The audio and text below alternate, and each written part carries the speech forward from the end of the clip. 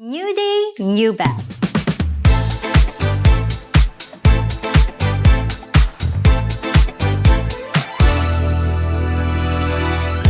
New day, new bag. So welcome to our first episode of YouTube. So today mag-unbox tayo ng Chanel 26. Preppy Coco, meron siyang tatlong variety. Yung una is the flap, and then yung next, bowling bag, and then vanity bag. Ayan, let's unbox.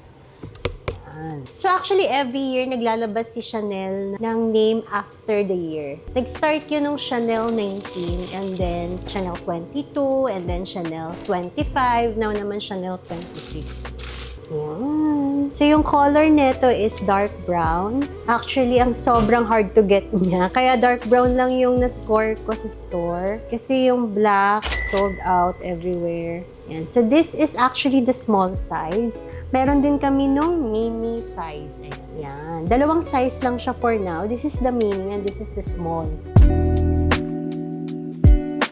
First impression talaga nung nakita ko to sa internet, I find it weird. Kasi ang haba nung strap niya, sobrang haba, and at the same time manipis. Actually, it reminds me of Mantis sa Guardians of the Galaxy na character. Ganun. Ang weird niya, bakit ganun? Bakit Chanel? Every year kasi, merong pinapauso si Chanel. This is the it bag for this season. So, yun yung first impression ko sa kanya. Pag lagi mo siya nakikita sa internet, tapos nakikita mo sa mga famous celebrity and personalities, like kay Jennie Kim, lagi niya tong suot. So, parang nag-grow din siya sa'yo. Nagugustuhan mo rin siya eventually.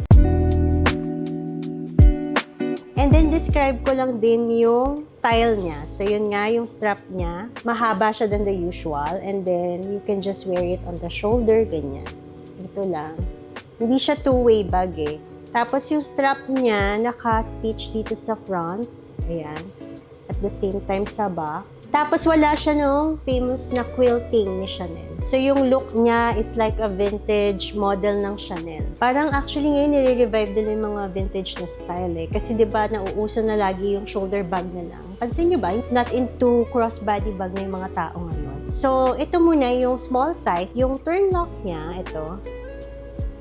Still turn lock yung closure niya. Pero yung sa mini bag, sa mini size, magnetic siya.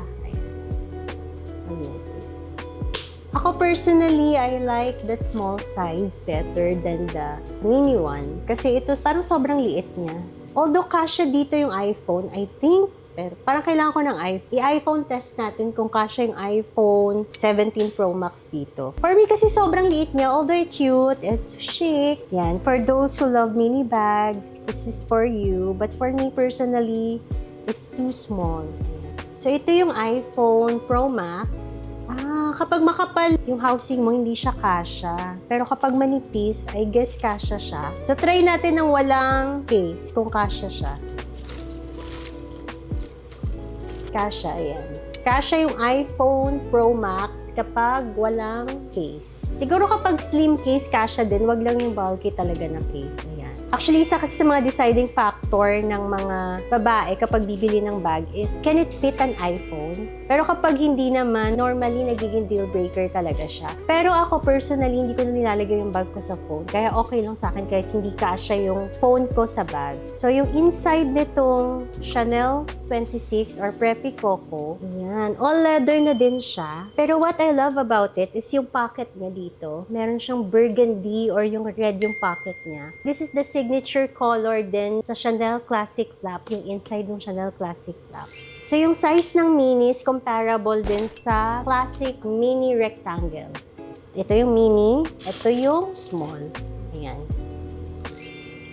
Medyo malaki yung size difference nila, no? Dito tayo sa small. Yung small, comparable yung size niya sa classic flap na small. Tsaka sa medium actually, kasi yung difference naman ng medium tsaka small classic flap, 1 inch lang eh. Comparable yung size niya. Marami kang mailalagay. Of course, kasya yung iPhone na dito. And as what I mentioned earlier, meron siyang pocket na red and burgundy. Yung pocket dito sa small, nandun siya sa front.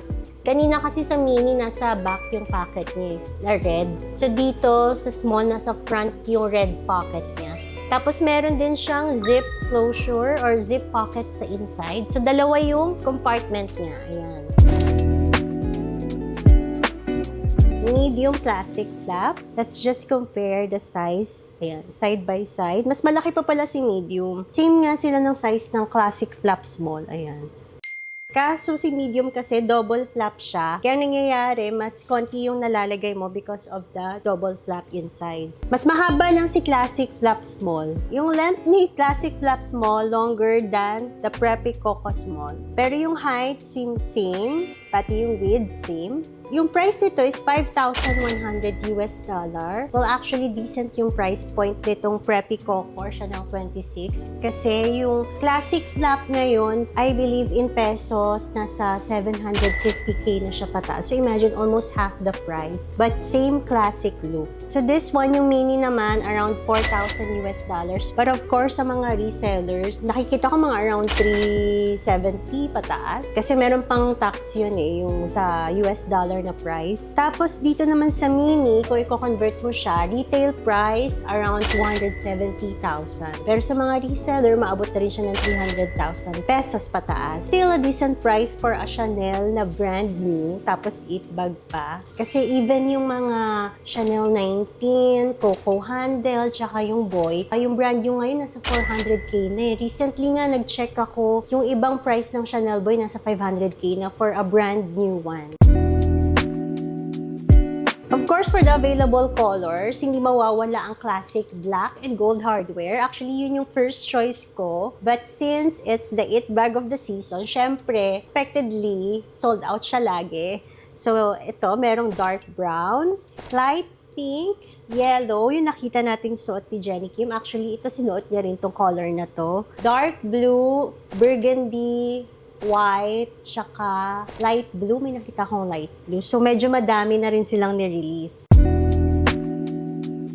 So, let's talk about the pros and cons. So, what I like about this bag is it's very relaxed. Madali lang siyang i-match sa outfit mo. And I like na wala siyang quilting. Gusto ko yung vintage vibe niya.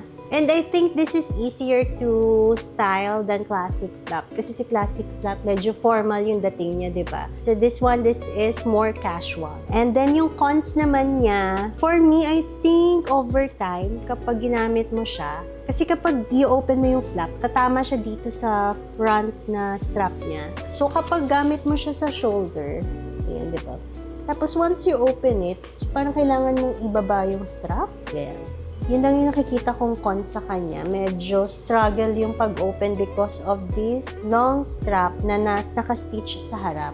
Tapos yun na, naiipit siya dito. I think over time, magkakaroon ng rub marks. Not sure, but since tumatama tong flap dito sa strap niya, I think magkakaroon siya dito ng signs of use over time dito. But overall, aesthetically, it looks chic. Gusto ko siya. So, would I recommend it? Yes, definitely. Especially dun sa mga nag-i-start sa collection nila ng Chanel. Kasi nga, as what I mentioned, very decent pa yung price point niya. Hindi siya kasing mahal ng classic flap and other classics ni Chanel like the Boy bag, the Coco Handle, unless binili niyo siya sa pre-love market. And I think for the price, yes, it is worth it. And it is the it bag of the season. So, feeling ko tataas pa yung price nito after how many months. And of course, it's Chanel. And it's refreshing to have something different in your collection. So, kayo, anong pipiliin nyo? Between the mini or the small? So if you want to see more in-depth bag review and if you want to know more about luxury bags, kindly follow and subscribe my channel.